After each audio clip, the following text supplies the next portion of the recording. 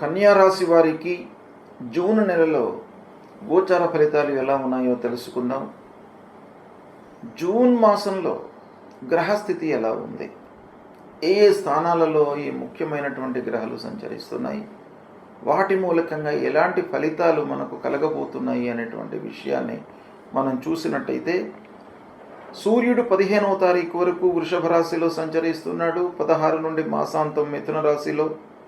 కుజుడు 6వ తారీఖు వరకు కర్కాటకంలో, 7వ తారీఖు నుండి సింహంలో సంచరిస్తున్నాడు. బుధుడు 6వ తారీఖు వరకు వృషభంలో, 22వ తారీఖు వరకు మిథునంలో, 23వ తారీఖు నుండి మాసాంతం వరకు కూడాను కర్కాటక రాశిలో బుధుడు సంచరిస్తున్నాడు. గురువు మిథున రాశిలో సంచరిస్తున్నాడు. శుక్రుడు 1వ తారీఖు నుండి చివరి వరకు కూడాను మేషంలో సంచరిస్తున్నాడు. శనేశ్వరుడు మీనరాశిలో, రాహువు కుంభంలో, కేతువు సింహరాశిలో సంచరిస్తున్నారు. ఈ విధంగా 8 గ్రహాలు ఈ రాశులలో సంచరిస్తున్నాయి. అయితే కన్యా రాశి వారికి ఈ జూన్ నెలలో ఈ గ్రహాలు ఏ స్థానాలలో సంచరిస్తున్నాయి, ఇందులో ఎంతమంది అనుకూలమైనటువంటి ఫలితాలను ఇస్తున్నారు, ఎన్ని గ్రహాలు ప్రతికూలంగా ఉన్నాయి అనేటువంటి విషయాన్ని మనం చూసినట్టయితే, సూర్యుడు 9వ స్థానము 10వ స్థానంలో సంచరిస్తున్నాడు. అంటే 2 వారాలు 9వ స్థానంలో సంచరిస్తున్నాడు, ప్రతికూలంగా ఉన్నాడు. తదనంతరం 10వ స్థానంలోకి ప్రవేశిస్తున్నాడు. ఇది చాలా అనుకూలంగా ఉంటుంది. ఇక కుజుడు 11వ స్థానంలో మొదటి వారం అనుకూలంగా ఉన్నాడు, తదనంతరం ప్రతికూలంగా ఉన్నాడు. బుధుడు 9, 10, 11 స్థానాలలో అనుకూలంగా సంచరిస్తున్నాడు. గురువు 10వ స్థానంలో సంచరిస్తున్నాడు, ప్రతికూలంగా ఉన్నాడు. శుక్రుడు 8వ స్థానంలో అనుకూలంగా ఉన్నాడు. శనీశ్వరుడు 7వ స్థానంలో ప్రతికూలంగా ఉన్నాడు. రాహువు 6వ స్థానంలో అనుకూలంగా ఉన్నాడు. కేతువు 12వ స్థానంలో ప్రతికూలంగా ఉన్నాడు. ఈ విధంగా గ్రహస్థితి ఉంది. అంటే ఈ స్థానాలలో సంచరిస్తున్నారు. కాబట్టి ఓవరాల్గా మనం చూసినట్టయితే కన్యా రాశి వారికి గత మాసంలో ముఖ్యమైనటువంటి గ్రహాలు మారినాయి.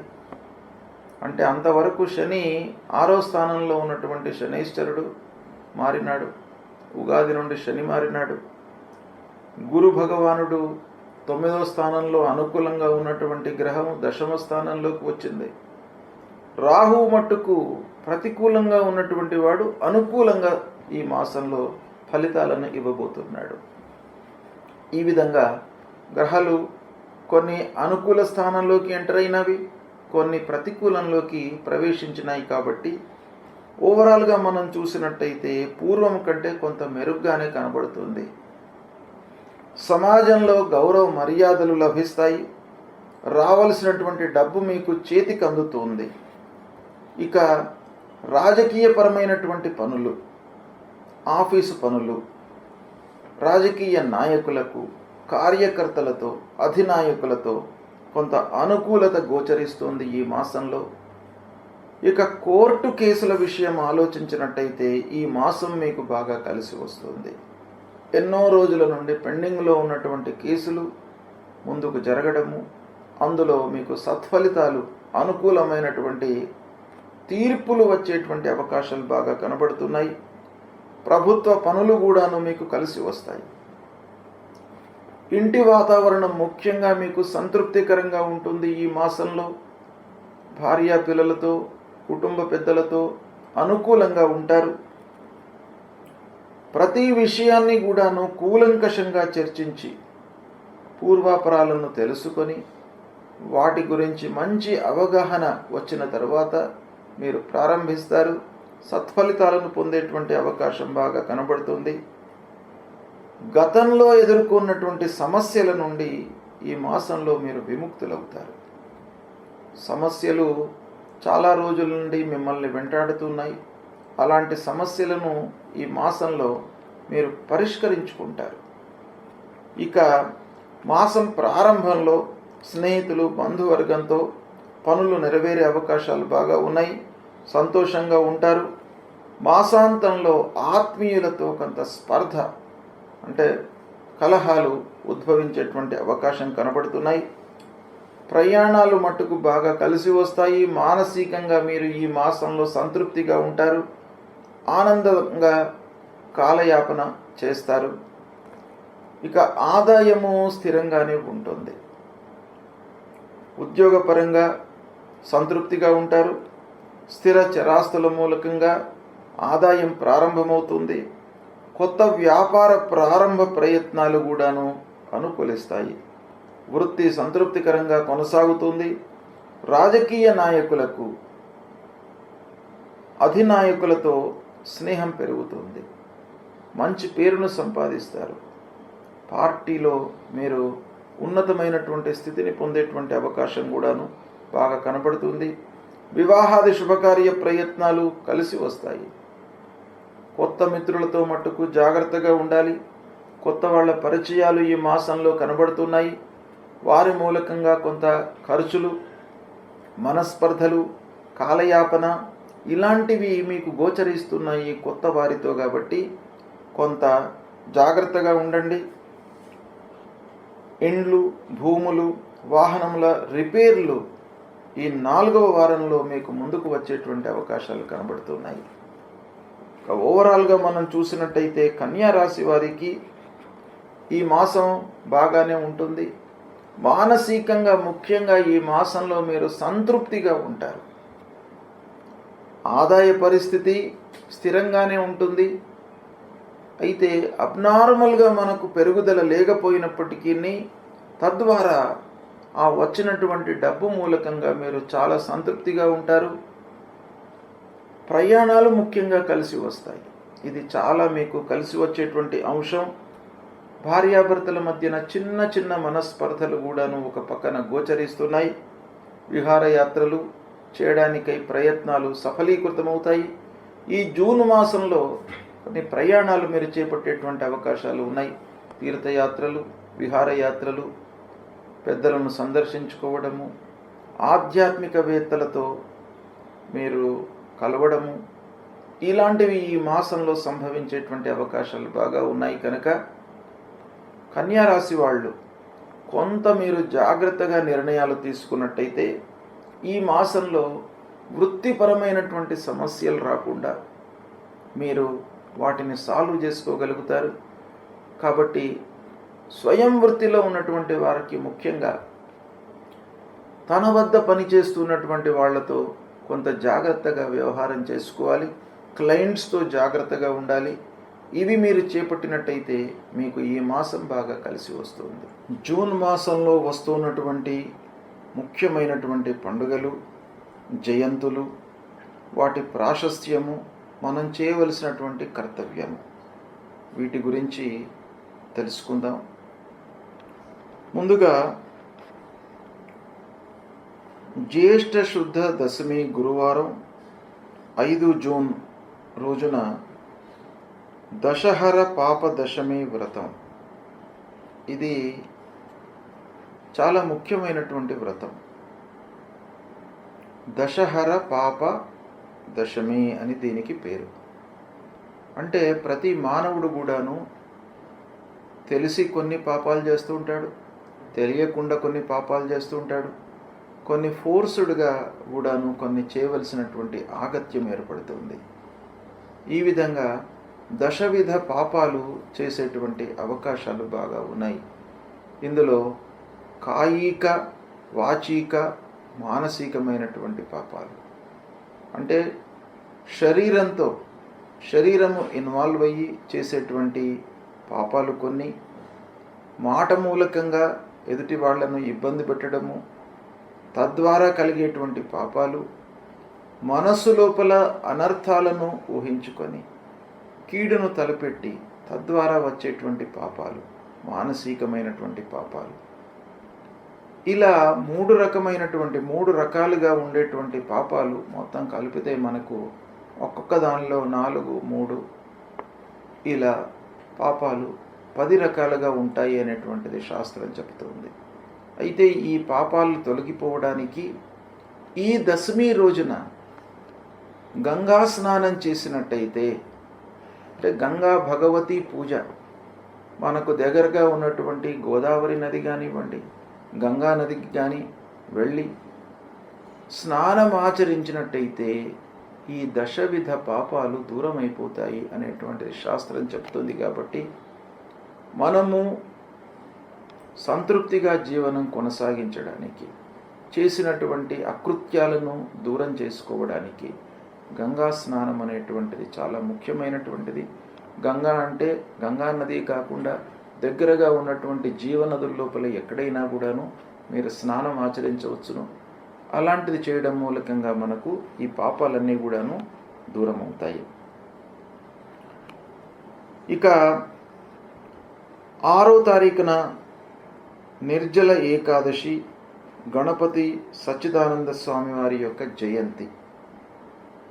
ఈ నిర్జల ఏకాదశి, మనకు ఏకాదశి వ్రతం చాలా ఉత్తమమైనటువంటి వ్రతం. అన్ని వ్రతాల్లో కూడాను ఏకాదశి వ్రతానికి అత్యంత ప్రాధాన్యత మన శాస్త్రంలో ఇవ్వబడింది. కాబట్టి మనము ప్రకృతి పరంగా, ఆరోగ్యపరంగా, శారీరకంగా మనం దృష్టిలో పెట్టుకున్నట్టయితే ఏకాదశి రోజున ఉపవాసం చేసి ద్వాదశి రోజున పారణ చేసినట్టయితే అద్భుతమైనటువంటి ఫలితాలు కలుగుతాయి.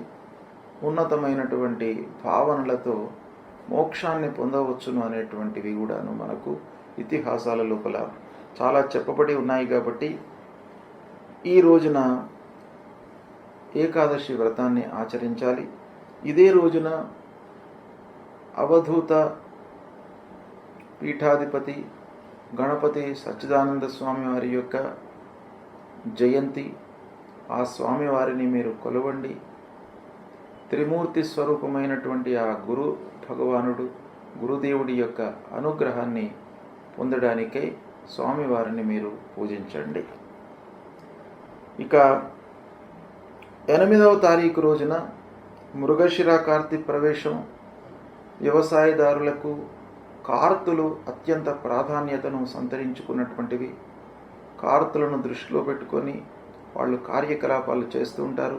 వ్యవసాయం ప్రారంభం చేయడము, విత్తనాలు నాటడము, ఇవన్నీ కూడాను కార్తులకు అనుగుణంగా వాళ్ళు చేసుకుంటారు. కనుక మృగశిర కార్తీ ప్రవేశం అనేటువంటిది చాలా ముఖ్యమైనటువంటి కార్తీ. అది 8వ తారీఖు నాడు ప్రవేశిస్తుంది. ఇక 10వ తారీఖు నుండి గురుమౌఢ్యం ప్రారంభమవుతుంది. గురుమౌఢ్యము అనంటే గురువు మనకు కనిపించకుండా లుప్తమవుతాడనమాట. గురుగ్రహము కనపడకుండా ఉన్నప్పుడు శుభకార్యాలు చేయకూడదు అనేటువంటిది శాస్త్రం చెప్తుంది. కనుక ఈ 10వ తారీఖు నుండి గురుమౌఢ్యం ప్రారంభమవుతుంది. దాంతో వివాహాది శుభకార్యాలన్నీ కూడాను నిషేధం. ఒక నెల రోజుల పాటు ఉంటుంది ఈ మౌఢ్యము. ఈ సమయం లోపల శుభకార్యాలు నిషేధము. తర్వాత 11వ తారీఖున జ్యేష్ఠ పౌర్ణిమ బుధవారం వటసావిత్రి గౌరీ వ్రతం. ఈ వటసావిత్రి గౌరీ వ్రతము ముత్తైదువులకు ఆ సావిత్రి ఎలానైతే గౌరీదేవిని పూజించి మాంగళ్యాన్ని రక్షించుకుందో అలాంటి ఉత్తమమైనటువంటి ఈ వటసావిత్రి వ్రతము 11వ తారీఖున వస్తుంది. దీన్ని కూడాను అందరూ ఆచరించి శుభప్రదమైనటువంటి జీవితాన్ని కొనసాగించడానికి ఈ వ్రతం బాగా ఉపయోగపడుతుంది. ఇక 14 జూన్ శనివారం సంకష్టహర చతుర్థి వ్రతం. సంకష్టహర చతుర్థి వ్రతము ప్రతి మాసం లోపల కూడాను పౌర్ణిమ తర్వాత తదియ కానివ్వండి, చవితి రోజున కానీ ఈ వ్రతం వస్తుంది. అందరూ కూడాను ఈ రోజున సంకష్టహర చతుర్థి వ్రతాన్ని ఆచరించి ఆటంకాలు లేకుండా మనము చేపట్టేటువంటి పనులు సుఖమయంగా పూర్తి కావడానికి, ఆ గణపతి యొక్క అనుగ్రహాన్ని పొందడానికై ఈ వ్రతాన్ని మనము ఆచరిస్తాం. ఈ వ్రతం లోపల ఉన్నటువంటి కర్తవ్యం ఏంటంటే ఉదయం నుండి మనము ఉపవాసంతో ఉండి గణపతిని అర్చించి అభిషేకం చేసి సాయంకాలము చంద్రోదయం వరకు ఉపవాసము ఉండి చంద్రుణ్ణి చూసిన తరువాత ఉపవాస దీక్షను విరమించి అప్పుడు ఆ గణపతికి మళ్ళీ ఒకమారు ప్రార్థన చేసుకొని భుజించడము. ఇది ఈ సంకష్టహర చతుర్థి రోజున చేయవలసినటువంటి కర్తవ్యము. ఈ వ్రతము చాలా ముఖ్యమైనటువంటిది. కష్టాలు నివారిస్తాడు గణపతి, ఆటంకాలు రాకుండా మిమ్మల్ని కాపాడుతాడు. కాబట్టి ఈ సంకష్టహర వ్రతము అనేటువంటిది మీరు ఆచరించండి, శుభ ఫలితాలను పొందుతారు. తర్వాత 15వ తారీఖున మిథున సంక్రమణ ప్రవేశమవుతుంది. ఈ సంక్రమణ రోజున పితృదేవతల ప్రీత్యర్థమై మనము ఎవరికైనా కూడాను కొంత అన్నదానం చేసినట్టయితే మీకు సత్ఫలితాలు పొందుతారు.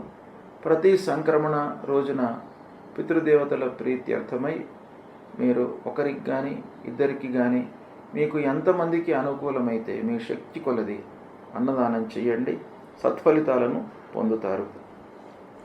ఇక 23వ తారీఖు రోజున సోమప్రదోషమి వ్రతం, మాస శివరాత్రి, ఈ రెండు కూడాను ప్రదోషమి మాస శివరాత్రి శివ వ్రతాలు. ఈ రెండు వ్రతాలను సోమప్రదోషమి అదే రోజు వస్తుంది, అదే రోజున కూడాను మాస శివరాత్రి ఉంది. ఆ శంకరుణ్ణి ప్రదోష కాలం లోపల మీరు పూజించినట్టయితే మీకు అన్ని రకాలుగా ఐశ్వర్యాన్ని, అపమృత్యు దోషాలను తొలగిస్తాడు. అపమృత్యు దోషాన్ని తొలగించి ఐశ్వర్యాన్ని ప్రసాదించేటువంటి ఆ శంకరుడు ఆ సోమప్రదోషమి రోజున మీరు పూజించినట్టయితే తప్పకుండా మీకు అనుగ్రహం లభిస్తుంది. తర్వాత అమావాస్య, దర్శామావాస్య కూడాను 25వ తారీఖు నాడు వస్తుంది. ఈ అమావాస్య రోజున కూడాను పితృదేవతల ప్రీత్యర్థమై మీరు అన్నదానం చేయండి. ఎవరైతే నిస్సహాయులు ఉన్నారో, అంగవైకల్యంతో ఇబ్బంది పడుతున్నటువంటి వాళ్లకు మీరు కొంత అన్నదానం చేయండి. ఒకరికి ఇద్దరికి మీ శక్తి కొలది అన్నదానం చేసినట్టయితే మీ పితృదేవతల యొక్క అనుగ్రహం మీకు లభిస్తుంది, పితృదోషము ఉండకుండా ఉంటుంది. కాబట్టి ప్రతి అమావాస్య రోజున కూడాను మీరు ఈ కర్తవ్యాన్ని ఆచరించండి. ఇక 27 జూన్ జగన్నాథస్వామి వారి యొక్క రథోత్సవము, పూరి జగన్నాథస్వామి రథోత్సవము ప్రారంభమవుతుంది. ఇక 29 జూన్ రోజున బోనాలు ప్రారంభమవుతాయి. ఇవి ముఖ్యమైనటువంటి పండుగలు ఈ జూన్ మాసంలో ఉన్నాయి. ఈ పండుగలను మీరు గుర్తించి ఋషులు మన జీవితము సుఖమయంగా జరగడానికి, ఆటంకాలు లేకుండా, ఇబ్బందులు లేకుండా, అపమృత్యువు దరి చేరకుండా ఆరోగ్యవంతమైనటువంటి జీవితాన్ని గడపడానికి ఋషులు దర్శించి మనకు నిర్ణయించినటువంటి పండుగలు ఇవి. హిందూ సాంప్రదాయానికి మూల స్తంభాలు. పండుగలను గుర్తించి ఆచరించడం అనేటువంటిది. కనుక ఈ పండుగలను ఆచరించినట్టయితే మన జీవితము సుఖమయంగా జరుగుతుంది. ఆ పండుగల వెనుక ఉన్నటువంటి ఇతిహాసాన్ని కూడాను మీరు అర్థం చేసుకొని దానికి ప్రత్యామ్నాయమైనటువంటి కర్తవ్యాలు, ఏ పండుగ రోజున మనం ఏం చేయాలి అనేటువంటిది మీకు స్థూలంగా నేను చెప్పాను. ఇంకా కూడాను మీరు ఈ విషయాన్ని మీరు తెలుసుకొని ఆచరించినట్టయితే జీవితాన్ని సుఖంగా మీరు కొనసాగించడానికి అవకాశాలు ఉంటాయి. గ్రహస్థితి ప్రతికూలంగా ఉన్నప్పుడు మనము చేయవలసినటువంటి కర్తవ్యాలు 2 ఉంటాయి. ఒకటి, మనము రెట్టింపు శ్రమతో ఆ పనులను చేయాలి. అంటే శక్తియుక్తులను ఉపయోగించి పనులు చేయడము. రెండవది, భగవంతుడి యొక్క అనుగ్రహం కొరకై మనము చేయవలసినటువంటి పరిహారాలు. ఇందులో ముఖ్యమైనటువంటి గ్రహాలు మనపైన చాలా ఎఫెక్ట్ను చూపిస్తాయి. సూర్యుడు, కుజుడు, గురువు, శనేశ్వరుడు, రాహువు, కేతువులు. ఈ గ్రహాలు ప్రతికూలంగా ఉన్నప్పుడు మనం చేయవలసినటువంటి విధి విధానాలు, పరిహారం ఏంటి అనేటువంటి విషయాన్ని చెప్తాను. సూర్యుడు ముఖ్యంగా మనకు ఆరోగ్యాన్ని ఇచ్చేటువంటి గ్రహము. ఆరోగ్య ప్రదాత అయినటువంటి సూర్యుడి యొక్క అనుకూలత బాగా ఉండాలి. అంటే దుస్థానాలలో సంచరిస్తున్నప్పుడు సూర్యుడు మనం చేసేటువంటి పనుల లోపల ఆటంకాలు, శ్రమ, శారీరక ఇబ్బందులు కలిగించేటువంటి అవకాశాలు ఉంటాయి. కాబట్టి సూర్యుణ్ణి మనం ప్రసన్నం చేసుకోవడానికై ప్రతినిత్యం కూడాను ఉదయము స్నానం చేసిన తర్వాత సూర్య నమస్కారాలు చేయడము చాలా ముఖ్యమైనటువంటిది. మీరు 12 సార్లు సూర్యుడికి నమస్కారం చేసుకోండి, భూమికి కూడాను 12 సార్లు నమస్కారం చేయండి. నమస్కార ప్రియో భానుహు అని మీరు కేవలం నమస్కారం చేయడం మూలకంగానే మీకు ఆ సూర్య భగవానుడు మిమ్మల్ని అనుగ్రహిస్తాడు. మీరు చేసేటువంటిది చాలా కించిత్తు, కేవలం నమస్కారం.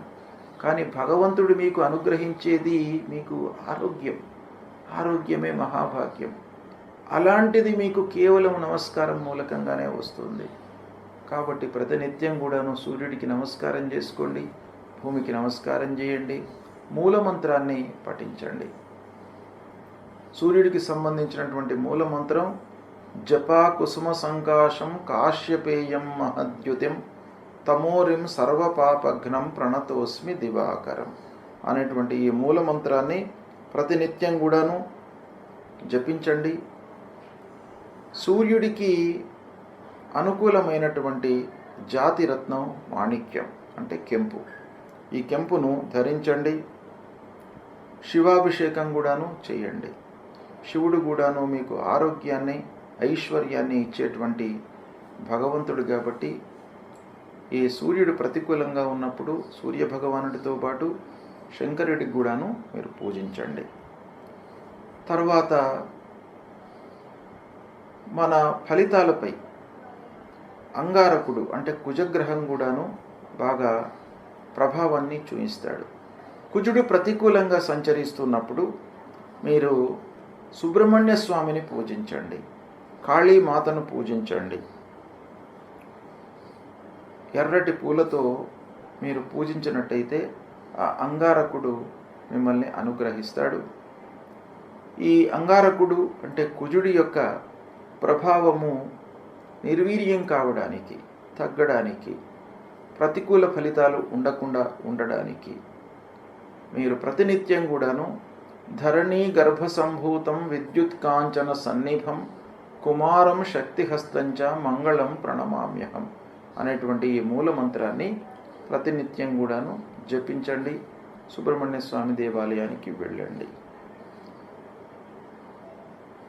ఈ అంగారకుడికి ప్రీతికరమైనటువంటి జాతిరత్నము పగడం.